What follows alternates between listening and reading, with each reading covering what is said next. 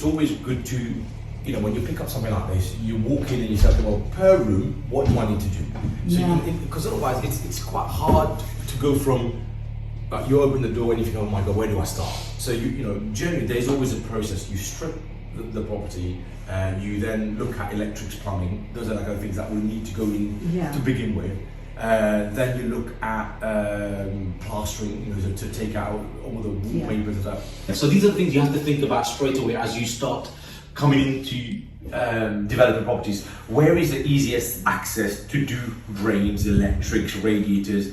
And that's why I've created, you know, this brand new L-shaped kitchen that will go in here, sink to go in there, and then that area will put the fridge, freezer, and washing machine. So, and then a kind of dining table in that area there. So, and is that something that you would already kind of think of when you view into property? Correct. Already your imagination goes where something will be placed. And as well, I think when it comes to the moving the kitchen, from what I've heard, obviously the kitchen was there before. Correct. So it's easier to move it when it's close by rather than if you wanted to move it, let's say, upstairs or something. Yes. I mean, it's not undoable. We do it all the time. But it's easier when the gas pipe is, you know, well, we've had new gas pipe run. Anyway, so we could have run it anywhere in the house, but the gas pipe's going from the front of the house where the gas meter is all the way to the back. But it's a good point to say, yes, I look at it straight away before I even buy. I'm looking and thinking, okay, well, I'm going to put that offer. What am I doing?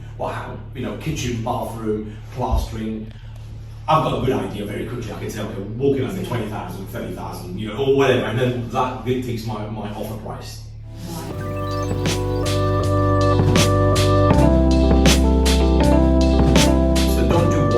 The other, otherwise 42 days will become 6 months. Yes. Try and work out a way where, you know, you're putting the plasterer guy upstairs, the guy who's running the central heating downstairs, you know, the electrician is fixing his stuff. So I've got 2 or 3 trades working, not stepping over each other. At the same time. At the same time. Yeah. So that's how I squeeze the time that it takes me to do a development in a certain amount of time. Yeah.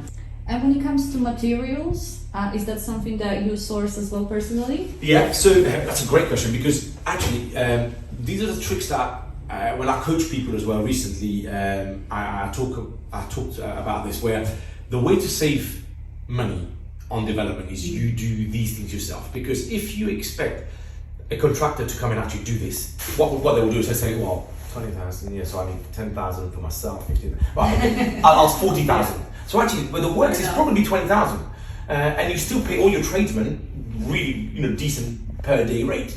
But what they're doing is they're bulking up. You know, they don't need maybe I don't know 5. Maybe they need 50 bag of plaster.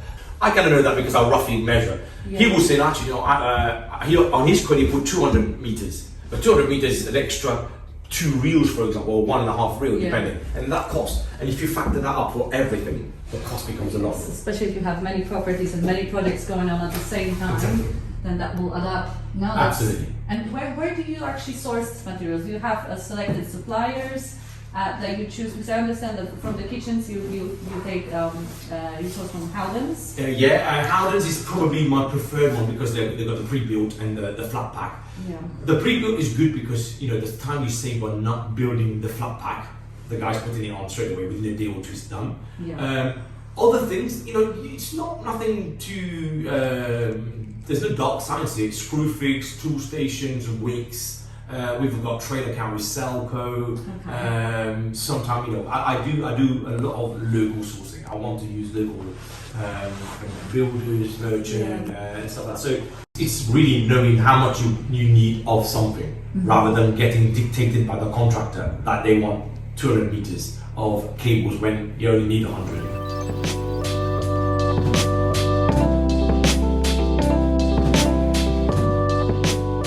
Another one, for example, you can't see that because we had to disconnect it yesterday, but the heat detectors and smoke alarms. You know, most people, electrician would want an easy line and say, I will quote for wireless smoke alarm. Yeah. Wireless smoke alarm costs £80 on average, £70–80 per unit, with the base and stuff.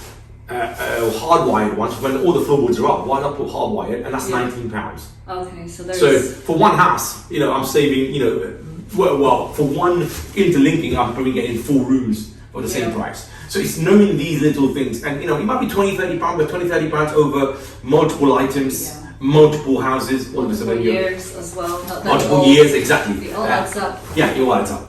But then obviously all that comes from your experience. Yes. So if somebody's starting out, Yeah. obviously the task of actually going and thinking, oh, where do I even start? What do I even buy? So I believe that many people would be using contractors, Yeah. possibly to begin with, especially because they just would have no idea. For myself, Yeah. as well, if I'm thinking that I have to buy everything ready for the builders, I wouldn't even know where to start. Yes. So what would be your advice for people who are starting out in terms of sourcing? Is this something that maybe you can do gradually? Yeah. Or like just go with a contractor and then just learn? And or what would you advise? So I think there's I can give you a few different advice. So one will be, work with people who are already in the trade. So you're here because you want to learn, and you're the next level. People. People use coaches. So the question was, so would you recommend, for example, for people who are starting out, before they go and actually sourcing the materials, they can actually speak with the tradespeople and say, what do you need? And maybe there is a certain checklist they could create. Correct. And ask them exactly specifically about all the equipment. Yeah, and actually, to be honest, 20 years on, I still say to my guys, well, what do you need? I will probably say I know 80% of the stuff. So if you zoom across, and I'll show you, for example, this. So this is the new regulation, SPD, so surge protection, whatever the D's, the new fuse boxes. So the key here is understanding that there is a new fuse box. So I wanted the guy to tell me, okay, not so much do you need an SPD dual RCD fuse box. I know that's a regulation, but it's more about how many do you need? How many fuses do you need? Do you need 10? Do you need 8? So for new people, my advice will be as follows: if you work with an electrician, pick the nice one, the one who's going to help you. Yeah. Because there are some trades that are not the nice. They're hard to work with. As everybody. Anyway. As everybody. Yeah. So I would say pick the right person. If you pick the right person, you say, okay, I'm new, I'm learning, I'm going to pay you anyway, but tell me, what do you need? And so he will go around and say, okay, I need a fuse box, I need 2.5 cables for all my sockets, 1.5 mil cable for all the electrics, for the lights. And then he'll list you all the stuff. Yeah. Then you've got a choice of whether you go and actually look to buy new stuff. Go to Screw, just go online, Screwfix, you figure out the actual where to buy it and how much to pay. Hello. Anyway, we're just on the camera, mate. Say hello. Right. I'll get that. So you could do that. You could look at Screwfix, Wix, different suppliers that you can actually buy things from. But you can ask questions of the tradesmen and just to see. Okay, now that's really really good. And the same thing with plumbing, for example. Here everything I buy all the big stuff. So I'll buy the boiler because I buy bulk. The guys in London, I will buy 10 boilers. But I'm reducing the cost of that boiler. But if you gave it to a contractor, he will charge you £200 on top. Yeah. And it's not because he doesn't get the discount. He's just adding on top on his money. So there are little tricks like that if you factor out on every trade, you start reducing the cost of the development. Absolutely. The thing is not to reduce don't try and cut people's money, because you're not going to keep people on. And Roy's nodding, because it's a fair point, because Roy has been with me 7 years. We've been working together now, and there's a reason why. There's Roy, Chris, people who you pay them well, you treat them well.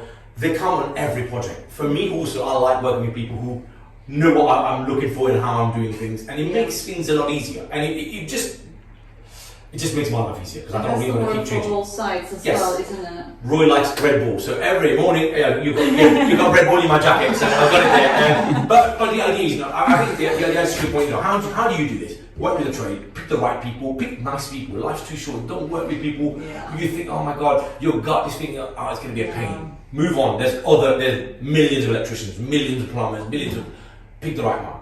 Talk to them, ask them what needs to be done. Ask them for a list, and then you try and buy that list. Maybe quotes. We've all done the same thing. I've tried to quote, over 10 years, 15 years ago, and learn, and then that's how you progressively do more of it.